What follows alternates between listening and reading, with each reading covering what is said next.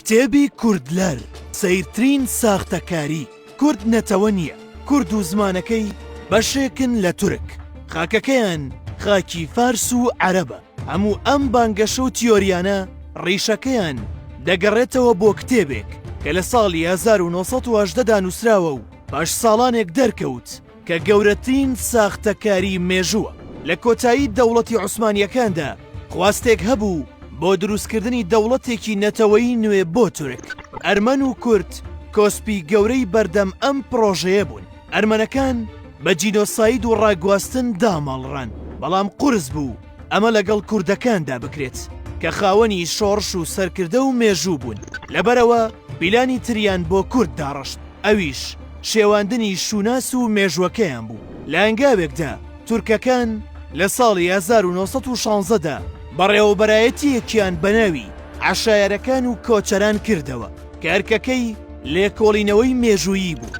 دوای 2 ساڵ و لە ساڵی 1980 ئەم بەڕێوەبەرایەتیە کتێبێکی چاپ کرد بە ناوی کوردەکان، توێژینەوەیەکی مێژوویی و کۆمەڵایەتی.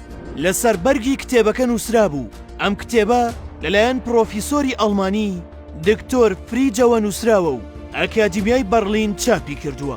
سەرەتا کوردەکانی باکوور زۆر دڵخۆش بوون بە کتێبێک کە ناوی کورد لەسەر بەرگەکەیەتی، بەڵام کە ناوەڕۆکەکەیان خوێندەوە بینیان کتێبەکە بە تەواوەتی بوونی نەتەوەیەک بە ناوی کوردەوە ڕەت دەکاتەوە و ڕیشەی خۆیان و زمانەکەیان دەباتەوە سەر تورک و پارچەیەک کە لە تورکیا دادەنرێت.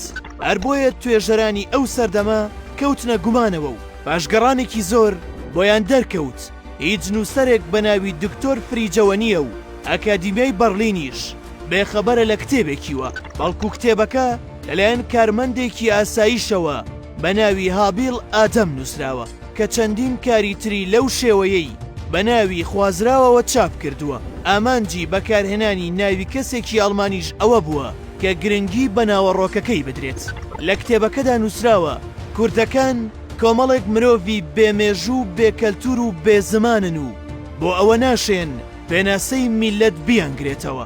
هەرچەندە لەم ساڵانەی دواییدا هەردوو پرۆفیسۆر ئیسماعیل بێشکچی و عالیشان ئاکپنار لە توێژینەوەیەکدا ڕاستی ئەم بابەتە و ساختەکاری کتێبەکەیان بڵاو کردەوە، بەڵام پاش ساڵانێکی زۆر هێشتاش ساختەکاریەکانی ناو کتێبەکە لەلایەن دوژمنانی کوردەوە وەک تیۆری سیر دەکرێ و کاریان لەسەر دەکرێت.